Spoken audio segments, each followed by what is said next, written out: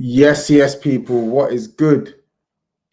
Welcome back to my channel. Welcome back to another episode of the Bad Blood. I don't even know what you'd call this. Is this a podcast? It probably isn't a podcast. It's gonna be bad blood. You know what? We've just started now, and as of this start, I'm literally knee deep in the process of doing my Vodafone upgrade. So I'm coming back 2 seconds. Sorry, people. Tosin, keep them entertained. Please, please, please. Bruv. Just so you guys know, I'm not the one that's late. I was here ready, early, minding my business. Obviously, I'm a busy man. But thank you for your patience. Yeah.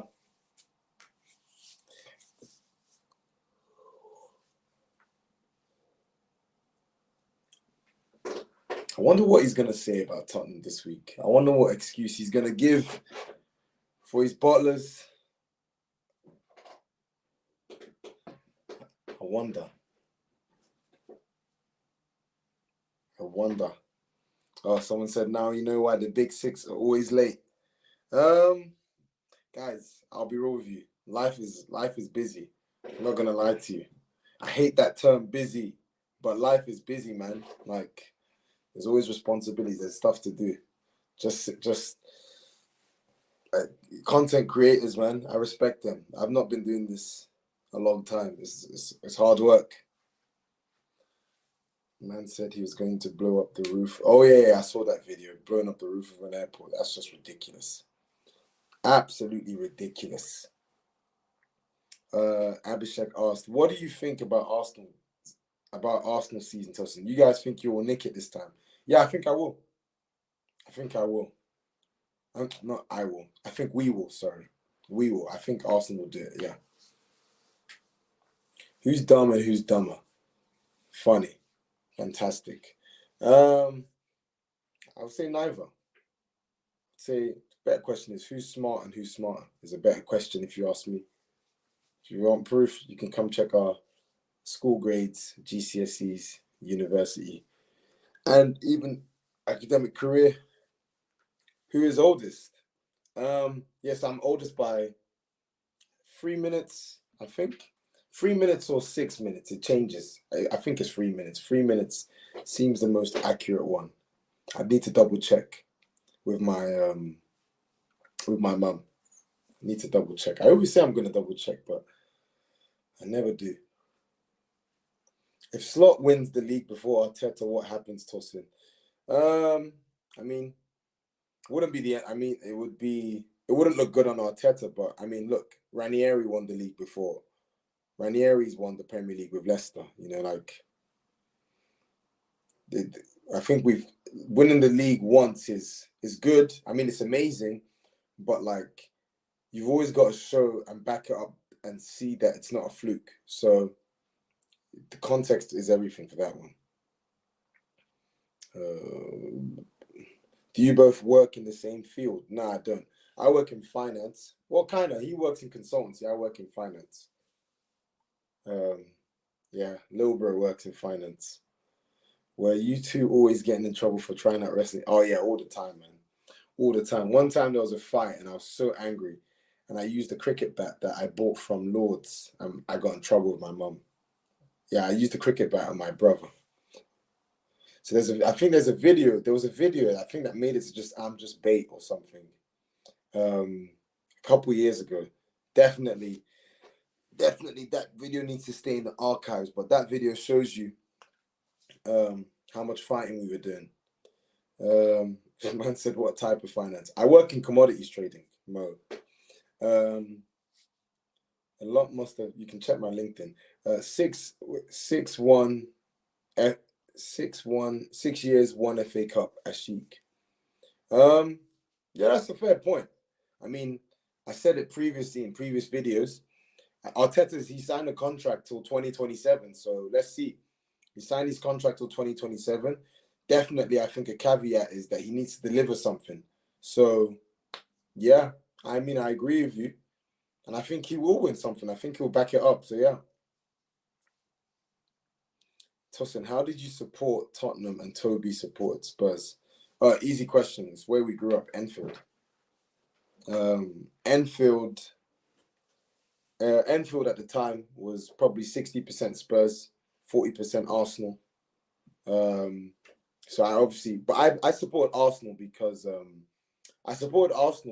Carney was my favorite player at the time. Then he went to, obviously he left, what team was he playing for before he moved to Arsenal? He went to Arsenal, and obviously I started looking at Arsenal. My uncle supported Arsenal. He took me and my brother to Highbury, actually, got the full kit, the yellow and blue one, the season that we won, the season that we were invincible. And yeah, and from Arsenal, and that's just when the story started with Arsenal. You know, I watched Carney, and then from that point on, you see great players like Bergkamp, you see all Henry, you see all of these players. It's mad. So of course I have to support Arsenal. I don't know why. I think he just did it just to go the opposite. He didn't want to do the same thing that I was doing. Tap out Tobs camera on. He's doing his phone. I think he's doing a phone. What is it? Phone upgrade or something. I don't know why you'd do a phone upgrade right before a stream, but hey ho. You think Unai Emery would have cooked with this team? Yeah, I think he would.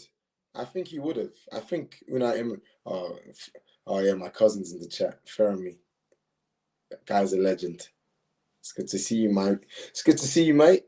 Would Unai Emery cook with the Arsenal team? Yeah, I think he would. Unai Emery's a good manager.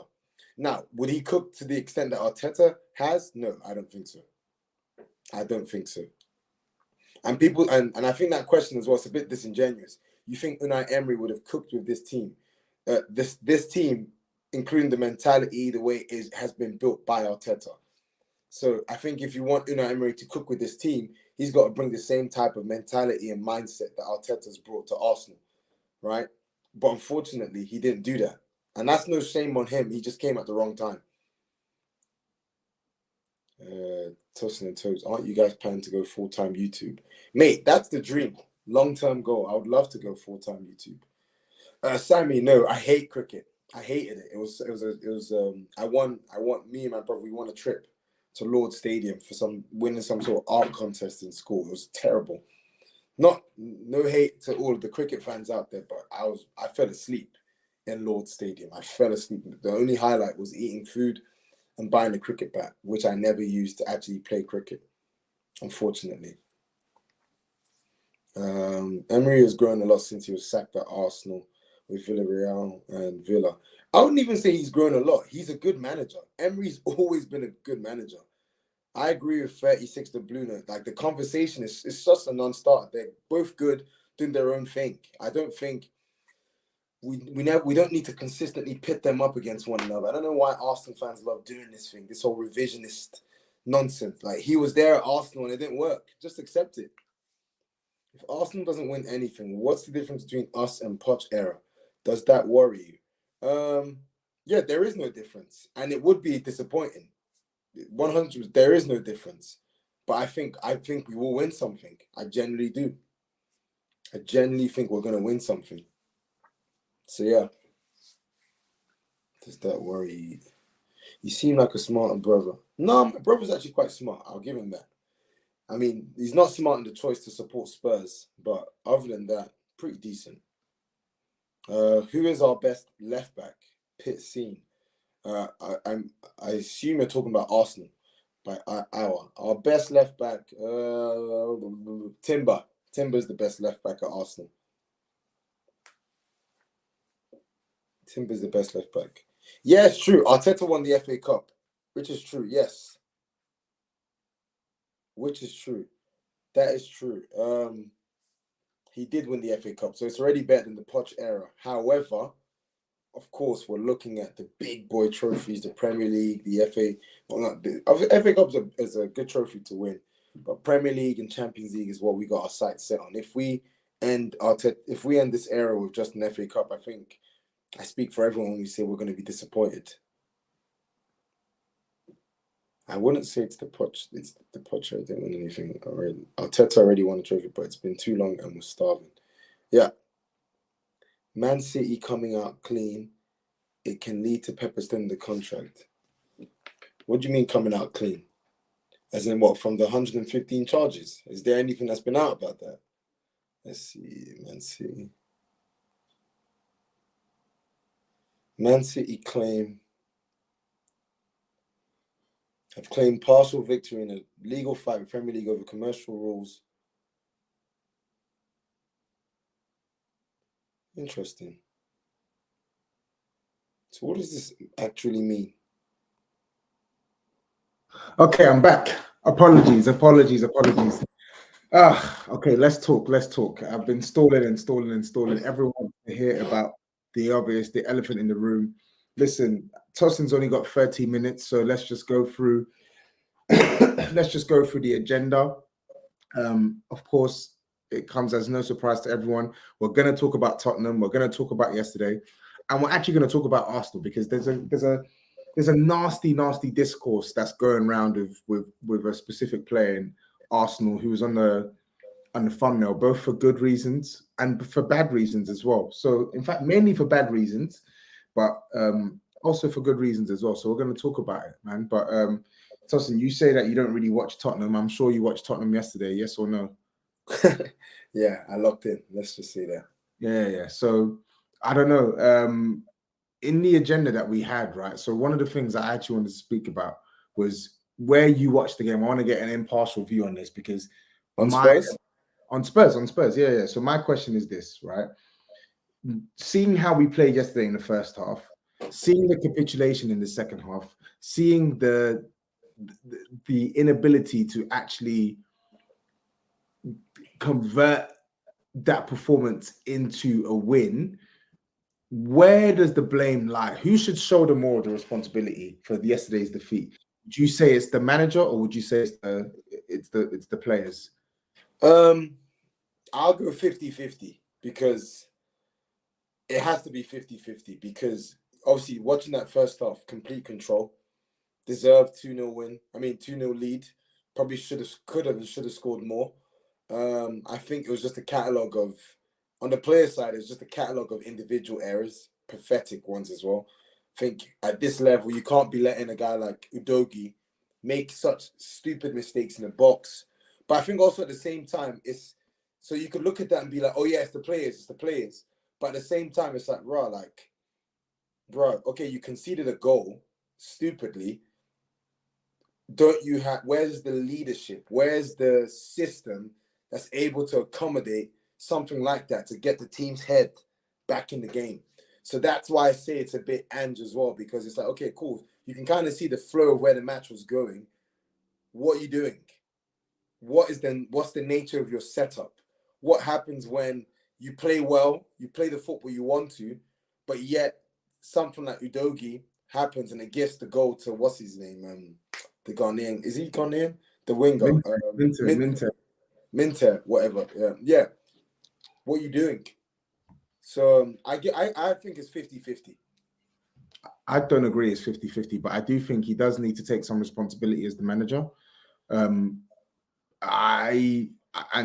for me, and I alluded to this in my post match and I've tweeted about it, I think the blemish with Ange Postecoglou stems from a constant thing that we've seen in his management style, which is far too reactive. It was akin to Antonio Conte as well, far too reactive to make changes. The guy would be so wedded to his philosophy and wouldn't make any change whatsoever until it was too late, really. And Ange Postecoglou does something similar. He will see a complete shift in momentum, a complete shift in game state. And to your point, he'll see gaps starting to appear in how he wants to try and set about the game. And he'll do nothing to address it or to rectify it until it's too late. I think that came to the surface yesterday again, right? But for me, I'm not focusing on that as my first priority. If we want to talk about that, if we want to talk about, okay, not reacting quick enough to the shift in momentum, okay, cool. But sorry, that accounts for maybe, I would say, if I'm putting percentage, that accounts for maybe 20%, 25%. We talk about his tactics, his style, etc., etc. Where's the manager? Where's his philosophy when it's not going his way? If Tottenham played the way Ange Postecoglou wanted the team to play, we wouldn't have been down 3-2. If we pressed higher in the second half, if we kept the ball better, right? If we were the ones that were pinning Brighton back, pushing them back like we were in the first half, we wouldn't have conceded those goals, right? Yeah. Don't get me wrong. There are gaps. There are gaps in his setup. There are gaps in his setup, absolutely, which is a broader point. And I think that's what's happening, right? There are broader issues at work with Tottenham. Our rest defense, our off the ball structure, it's not good, and it's a big reason why we concede goals, right? But there's a thing I'm seeing now with the discourse yesterday where people are conflating broader issues with the isolated analysis of this game. The isolated analysis of this game is pretty simple to me. When it doesn't matter how you want to set up. He could have brought on Basuma. He could have brought on Sarr. He could have gone compact. He could have gone very narrow. He could have made the pitch smaller. He could have done any and every of these things. Nothing can legislate for the mistakes that experienced players. I say experienced. They're not really experienced. They're young players.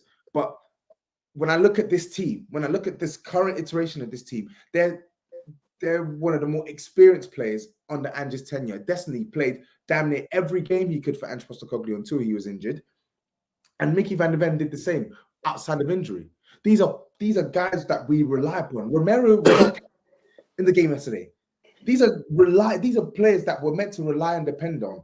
And they were making absolutely insane errors. So I don't really want to hear Ange's name as the forefront of this analysis. You can talk about what he could do better. But when we're talking about the split, there's no way I'm seeing this as 50-50, because the fact of the matter is this: if those players don't make those mistakes, Tottenham don't lose that game. Even with Brighton's momentum, we may concede. Tottenham do not lose that game. Look at the goals we conceded, bro. The first goal, Mitoma's cooking. He's starting. He was cooking towards the end of the first half. Okay, maybe the manager could do better there. Cooking towards the end of the first half, calm. Maybe the manager can make a plan, because they brought on Estupiñán at halftime, and it felt like Estupiñán and Mitoma were cooking on the left-hand side. Maybe the manager could adjust there. Calm. But the first goal they scored, it was a fairly standard cross into the box in a period where we had literally our entire line of defense ready to defend. They're in the box. Pedro Porro, Romero, Mickey van de Ven, Destiny. Mickey van de Ven and Destiny are in the box. Romero's also in the box. I think Porro's the one outside the box trying to engage with Mitoma. So we literally have our line ready there to defend. Mickey van de Ven has an opportunity to get the ball. He doesn't get it. He tries to slide. He doesn't connect. Cool. Destiny, that's easy. The ball is coming straight at you. That is literally an easy kick it, Rosed, done.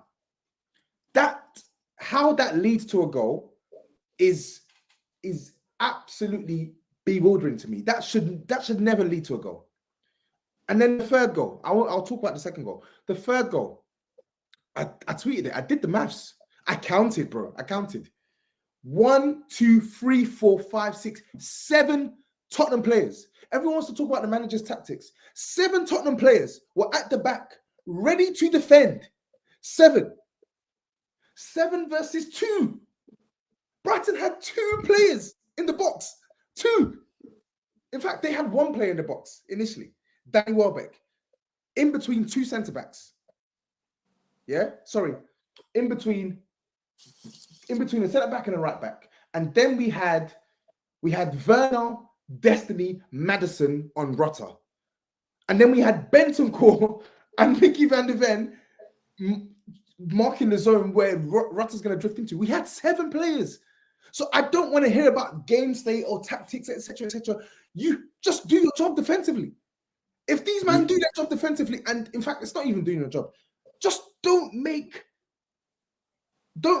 once in a blue moon insane mistakes, and Tottenham don't concede these goals. Yeah, but you conceded them. They made them. It happened. Exactly. Exactly. It happened. At 1-0, at 2-1, it happened. And you saw the momentum swing. Any normal manager in his right mind is doing something to wrestle control back for you. And he didn't do it. He did not do it. So yes, as much as you can say, yeah, poor leadership, lots of turnovers, not doing the basics. Yeah, your team is at fault, but your manager could have helped things there. He didn't. I agree. And the thing is, I was reading an article this morning, and probably I'll maybe say the players probably 65% and 35%. It's not 60, bro. Come on, it's not 65. It's at least 80%. If you look at the XG table, I think defensively, like your I don't know how it works, but like defensively, your XG stats, I mean, your expected goals against in terms of quality of chances teams are creating against you is not that high. It's probably one of the best in the. I think it is. It's in like the top 2, top 3. So data suggests that you guys aren't getting the results that your performances should be getting, and maybe that may change the season. But Andrew's certainly got a hold stick for that. Yes, Udogie made the mistake. Yes, he shouldn't be making that mistake. Yes, Van der Ven was beaten too easy by Jorginho Rota. Yes, there's nothing to legislate for Udogie, number one, letting his man go past him, getting a cross into the box, and no one picking up Welbeck. That's abysmal defending. However, at the end of the day, it's like Brighton, once their tails are up and you're playing in the Amex Stadium, you know it's a good team. Why not do something to change it? Agree. Why not do Fully something? Fully agree. But here's where I'm going to stop. You've got a defensive structure. You've got to see the problem. There's a clear issue because in your defense, there's good players. There's no way all of these guys coming together are able to produce farcical, comical goals. But they did. And this is my problem, right? They did. We're talking about a broader issue, which you've highlighted, which is true. And that's on the manager to fix. We've spoken about this repeatedly on the shows we've had. We've spoken about this repeatedly on the shows we've had. However, look at what you just listed. But they did happen. You listed about 7 or 8 different things that went wrong. And we're still talking about the manager. Really? Yeah, then take him off. Take off Udogie. Take off 8 players. But take off 8 players. Take him off. He's struggling. Take him off. Agreed. But you're not. It's if like you take off Udogie. Why are you so stubborn? Why are you so stubborn? Listen to what I'm saying. Udogie at 2-1. Stop. Because I said this. Yes, he should have taken off Udogie. Absolutely. Yes, he should have brought on Basuma. These things are true. Nobody is saying that these things are wrong. Everything you're saying is true. But the weighting applied to these changes versus what we saw on the pitch, it's not making sense. But Bentancur was atrocious. Kulusevski in the second half, poor. Maddison in the second half, poor. The entire defense, our captain is running around like a headless chicken, Romero. Mickey Van de Ven, that's his worst game.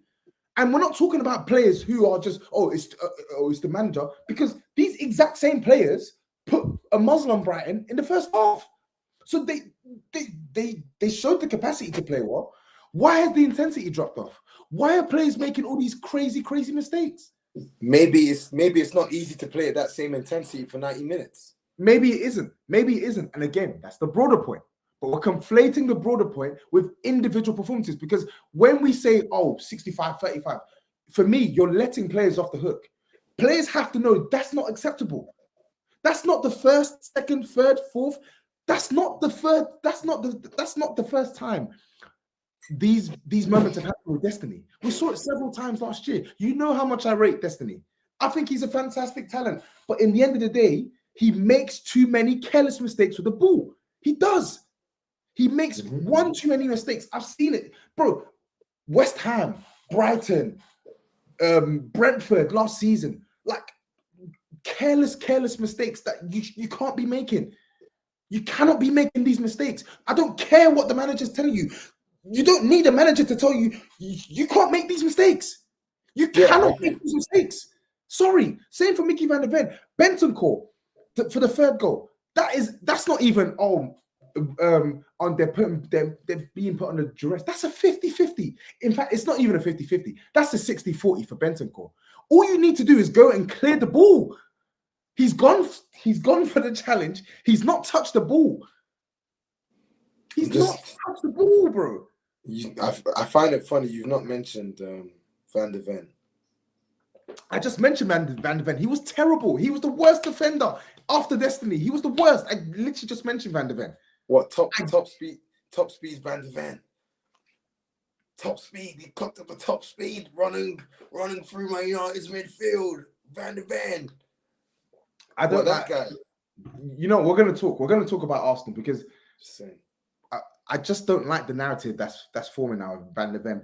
People pretend his game is only based on pace. I never said he's only based on pace. So what's this top speed defender? I just find it mad how you can literally go from hero to zero in a week. That's all I heard last week. Van der Ven, his recovery pace. He's quality. He's a quality centre back. I know he's a quality centre back. Bad games happen. I know he's a quality centre back, but quality centre backs put in consistently good performances. You know? Okay. And one bad game this season out of the 6 he's played, and one horrendous game last season out of how many he played. Tell me these bad games that he has, these meaty games that he has. He's one of our most consistent players. Go on, list the games. List the games where you need to get ragdoll. I need to do work on it, but I'm sure I can compile a dossier. Go on, compile a dossier. The next show we do, compile a dossier. I want to see 5 games from Mickey van der Ven where he's been ripped. I can do that. Please do that. But for the record, I think he's a good defender. I do think he's a good defender. All I'm saying is I just find it funny how someone's gone from hero to zero in like less than a week. Yeah, it happens. If you play shit, you play shit. Doesn't matter how good you are. I don't care for this. Oh, he's one of my favorite players, so I'm gonna allow him. If you've played crap, you've played crap. Doesn't matter how good you are, and that's how football should be. If you've played crap, you've played crap. I'm not discarding him as a player. Same for Destiny, but they played terribly. So they need. They did. It needs to be said. They played terribly. Yeah, but I don't dispute that. But we got 15 minutes left, so I don't want to make it all Spurs because I know that I'm going to talk about it's going to be about the big 6 tonight. Like there's going to be a lot of chat on Tottenham, right? There were more questions I wanted to ask on Tottenham, but I'm glad that we had that healthy discussion on Ange versus the players.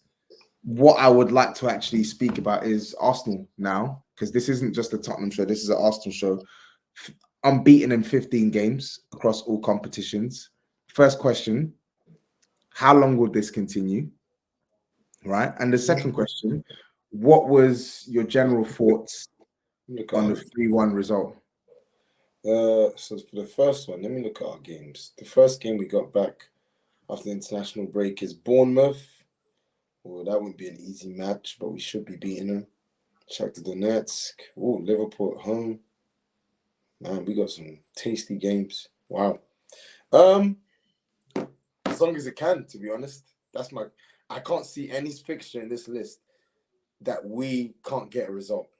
And we shouldn't, actually. That we shouldn't get a result. We should beat Liverpool. As good as they've been this season, we should beat Liverpool at home. Chelsea away at Emirates. Yeah, we should beat them. Chelsea, if we want a challenge for the title, Chelsea away, we should actually be beating them. As good as they've been. Newcastle away as well. They've not been that good this season. St. James Park it's a tough place. It's a tough place to go, but there's always spite when we play them. We should be beating them.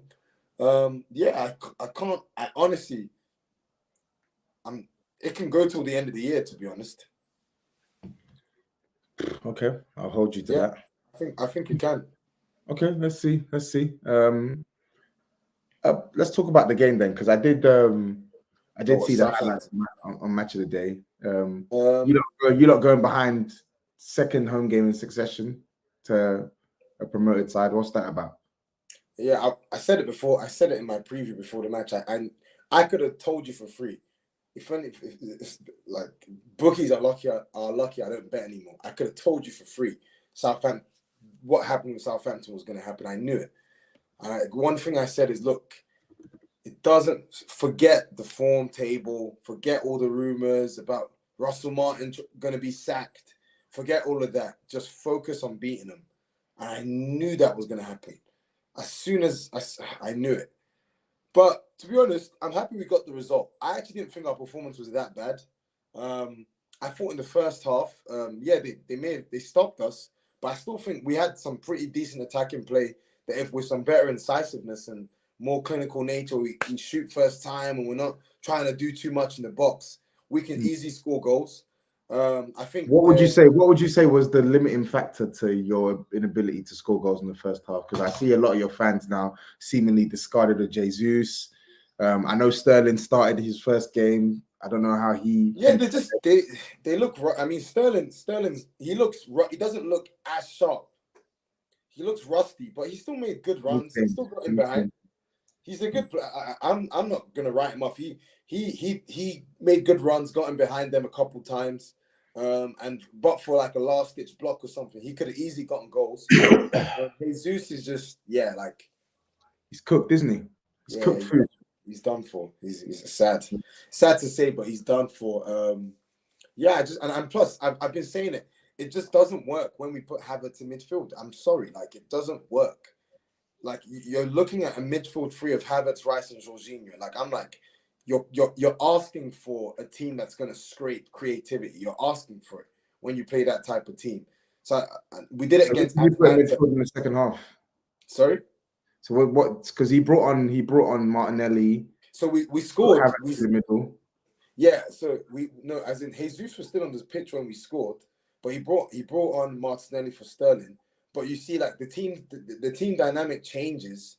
The team dynamic absolutely and he brought on Trossard as well. So who would have slotted in midfield? So the team dynamic, it changes immediately.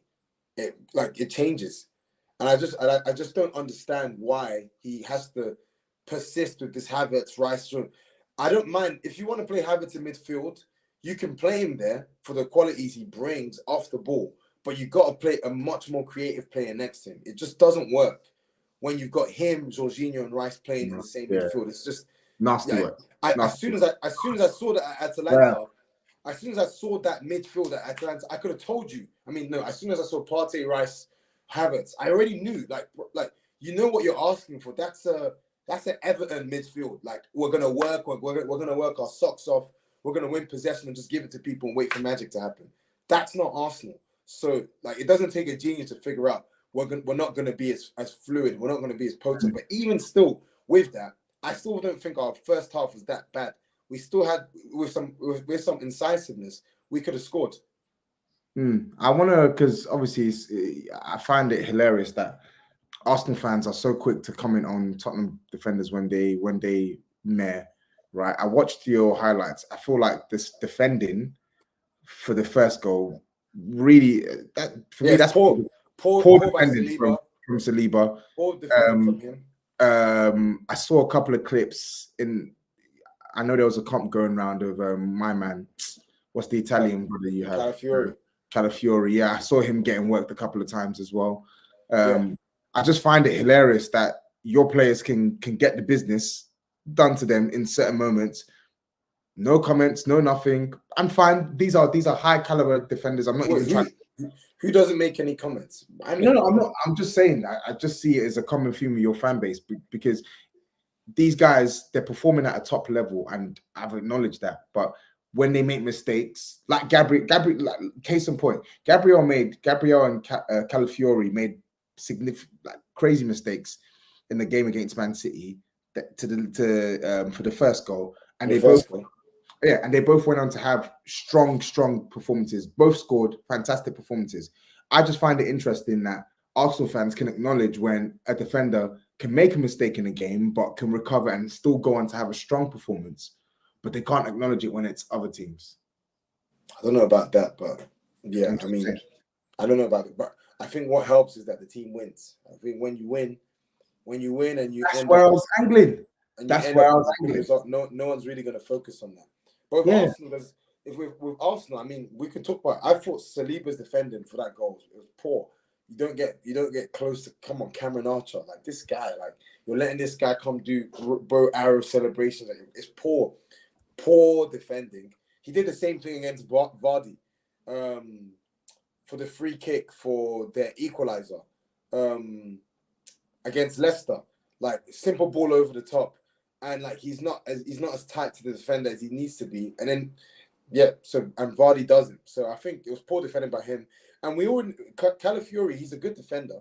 He's a good player. He's No, he a looks a great good player. player. He looks looks good. good. It's just that's him. You know, like he defensively, he's not the best right now. And defensively, he's not the best right now. And he's just gonna naturally improve. I don't think he's our best left back. If you ask me who's Arsenal's best left back, I'll tell you for free. It's Urian Timber. I'd rather him there than Calafiori, than Zinchenko, than Kivior. But it is what it is. We won. My last point on this, I know, because you said you need to go at 8 on the dot. And I don't care. I can probably legislate for a bit more. So yeah, go on. Yeah, and I don't care if people call it pandering. To be honest, I'm quite sick of the discourse, this Bukayo Saka thing, because for me, Bukayo Saka on match of the day, it looks like he had another strong performance. I check his stats, I check SOFA score, pass completion, assist, goals. The guy just churns out strong performances for Arsenal most weeks, puts this team on the back. And the discourse that he gets put in, a player literally has to breathe and score a couple of goals, and already ex-player is better than Bukayo Saka. And to be fair, I'm guilty. I was guilty of it too in the past with Kulusevski. I was guilty of it too. But I feel like the guys mashing work to a standard now that really, really isn't getting the respect that it deserves. And I've always felt that Arsenal fans overrate their players, and I still do. I think Rice is tremendous, but I think your fans overrate him. He's been pants this season. So I think your fans overrate him. I think your fans have overrated Bukayo Saka, saying he's better than this player, he's better than that player, right? But he's better than a lot of players. He's better than a heck of a lot of players. One of the best wingers in world football. And for whatever reason, the discourse, it doesn't match a player who's mashing the work that he's mashing. So where do you stand on this Saka thing? What are we talking, Saka v Palmer or something? Not even just Saka v Palmer, but that's what's driven the discourse for me. It's not just Palmer, but there's man that, like, Cole Palmer's a great example, right? Because I don't think, if I look at both players play, I can understand why someone would say Cole Palmer is better than Bukayo Saka, because Cole Palmer is just a difference maker. He scores goals. He's a fantastic playmaker, etc., etc. Like, he's a baller. Like, he's ridiculous. Like, he's an elite talent. Similar to Bukayo Saka, he's an elite talent. These guys, you would expect over the next couple of years, they're going to be bona fide world-class players, right? But Cole Palmer's had one top season, and all of a sudden, he's this, he's that, he's the best, he's this, he's that, he's better than... I'm like, but Bukayo Saka's been churning out performances for Arsenal for 3 years, stepped up for England, doing all of these things. It's James Ward. I'm seeing James Ward Saka because he can put assists. So stupid. On a sixpence. It's just the discourse. That's why I love agendas as much as the next man, but sometimes the discourse, it just makes me sick sometimes, because I'm like, you're just saying stuff just for the sake of saying stuff. But I mean, it tells you need to know that anytime there's someone that's doing dirt, there's always the Saka comparison. That tells you need to know. It tells you all you need to know who the top dog is. And for the record, I don't care what anyone tells me. Cole Palmer is not better than Bukayo Saka. Cole Palmer is a fantastic football player, rightly deserves credit for what he's been doing. But I'll tell you for free. How old is Bukayo Saka? He's 23 years old. 7 assists in 7 games this season. Say what you want, set piece, this, blah, blah, blah, blah. Consistency exemplified since 2021 for England and Arsenal. Big game specialist. He scored goals against Man United. He scored goals against Chelsea. He scored goals against Liverpool. He scored goals against Man City. He scored goals against Tottenham. He scored goals against Aston Villa. Need I say any more? It's just stupid. My man is 100% a world-class winger right now. gets huge disrespect from. I think, He's world class. He's world class. I can understand why you say it. I can understand why you say it. He's world class. I don't. It's just weird. This weird feelings-based world where people want to be titillated and want to be like want to gyrate over a player. It's like, what are you talking about? Where's this weird nonsense? Oh, he doesn't move me. Oh, I can see that Bukayo Saka. You can see he's just been coached. Shut up. My man can score from distance. He's good at set pieces. He's a great crosser of the ball. He's got good vision. He can beat his man 9 times out of 10. Very intelligent. Like, what more do you want? He can play in different systems, play under different managers, and still turn out good, fantastic performances. And he's a big game player. Yeah, I don't really see I think it's just a preference thing with people. And honestly, I think on the flanks, after Mo Salah, he's the best right winger in England. Yeah, exactly. He is. Cole Palmer, for me, he's got more magic. He's got more X factor, right? I think he's a better play. He's probably a better 10. You put him central, he's a 10. But as a right winger, turning out consistent performances, being able to cope with double, triple teams, right? Wriggling out of pressure from the wing. He's not better than Bukayo Saka for me. All I'm saying is watch Chelsea and you watch Arsenal. Watch both teams. I'll tell you for free who gets low block the hell out of every single game. Who gets free man on him every single game. Between the two, I'll tell you, it's one of them. And yet, who is still consistently producing? If he's not consistent, if he's not getting an assist or a goal, he's doing something. He's doing the second assist. He's doing something. And yeah, there's games where he's terrible.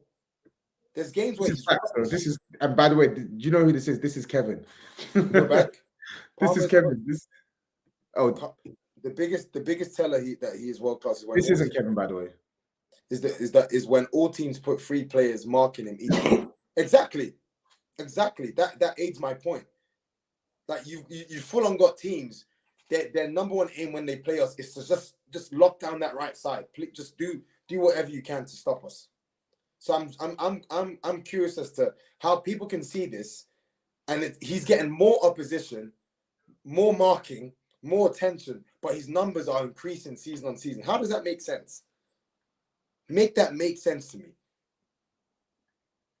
Doesn't make sense. So it's like, how can my man get criticized? How can he get disrespected? How can he get looked down on? It's ridiculous. He's a world-class player. That's that. I'm a firm believer in players earning their stripes, which is why I'm not quick to call player X world-class or player Y world-class. And I just feel like there's been so many hoops that Saka's had to jump through to get the recognition. And I actually think it's quite disrespectful that a player can just come in and have one season. And yes, it was a fantastic season. Don't get me wrong. Like, tremendous campaign. Probably one of the best debut campaigns we've seen of a young player in the Prem. But Cole Palmer is not that much of an outlier, in my opinion, to justify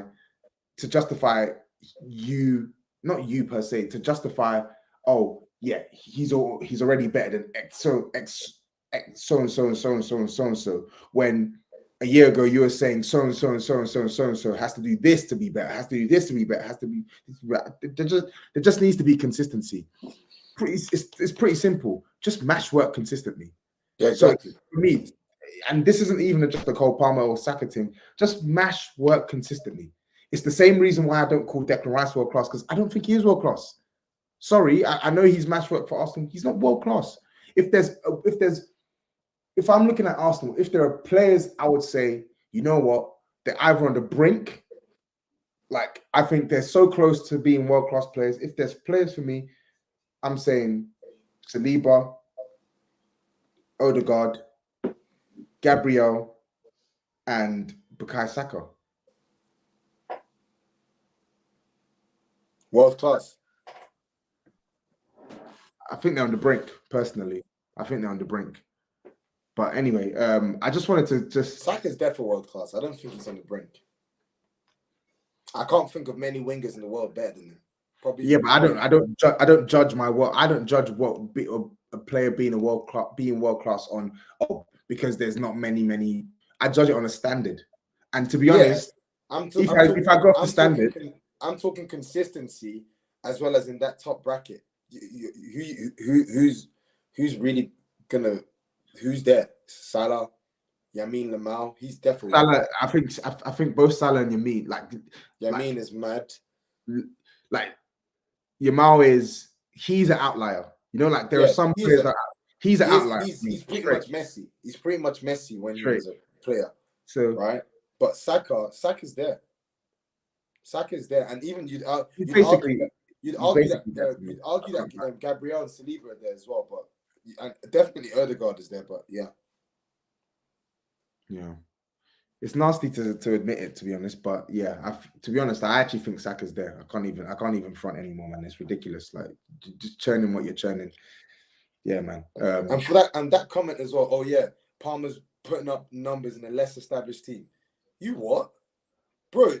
A less established team. 100 million Saicedo, less established team. 100 and whatever it is, Enzo, less established team. Malo Gusto, less established team. AEM Mudryk, less established team. Are you serious? Are you crazy? Whoever made that comment, you are mad. Sane, you are absolutely mad. That's crazy. That's man said less established. What's Palmer doing in crunch Premier League title clashes? What's he doing? Oh, that's right. He's not in one. Saka been doing this for the past 2 seasons, bruv. What a silly comment. Whoever that is. Silly comment by you. It's Kevin. Yeah, I'm going to give it. What a silly comment. Honestly. Less established team, you know. Like come on. Anyway, man, I just wanted to just have the conversation. I'm just going through some comments. Let me just go through the super chat. So, Love United, Hate the Up says, big up, fellas. Toby, I just came to drop the inevitable bottlers in it. Somehow we're now just 2 points behind this informed Spurs team. Speed. Who said we were informed?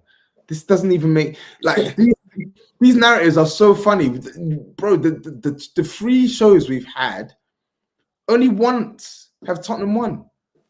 I think this is our second worst start to a season points wise. This might be our second or our worst start to a season points wise in 16 years. What? Where's this? What inform? We were in form in all competitions, but in the Prem, we've lost like three games already, 4 games already.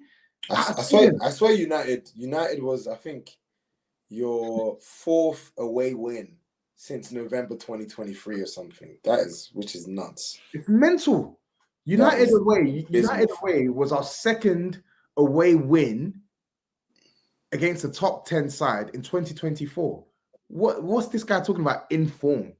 You mean what, 2 Premier League games and a couple Europa games? Yeah. Unless you're counting Europa games against scrubs with no pulse. Anyway, yeah. I don't know, man. Big up the super chat as well from Football Chance. He says, big up to you both. Tosin, I remember speaking to you in Ealing about Arsenal and Faith. I didn't realize you guys were twins, as I love the Big Six show, but I did think you looked a lot like Tobs. Haha. I don't know who this is, but I'm sure you know who this is. Football Chance. I speak to a lot of people about Arsenal and Faith, so yeah. Anyway, I'm gonna leave you to it, man, because I know you obviously got stuff to do, but thanks for hopping on. People, apologies for my delayed start to the show. I was sorting out my Vodafone contract. It's been a long time coming, so I could have missed this one. But we will be back next week. There's no Premier League football, so I'm going to try and drum up something interesting for us to talk about next week, because typically whenever we do these shows, it's always centered around Arsenal and Tottenham. So the topics pick themselves, but we'll speak offline and speak on something, or devise a plan to speak on something that's actually meaningful. I like good chat. Really, I actually like good chat, and I don't really want to have to speak about Arsenal players positively, so I can speak about a different club or a different team. Let's see. JJ Ash, Tobs, mod me, you fraud. I will, yeah. Just send me your DM me your YouTube URL, and also for those who are still watching or listening, just make sure you subscribe to Tosin's channel as well. So get him close to 2K. I don't really understand why he's not on 2K already. I think you're what, like 130 subscribers away from it. So yeah, something like that. Yeah, that's easy, man. Come on, get this guy to 2K. And yeah, we'll be back next week. Take care. Peace out. See you And guys. bless.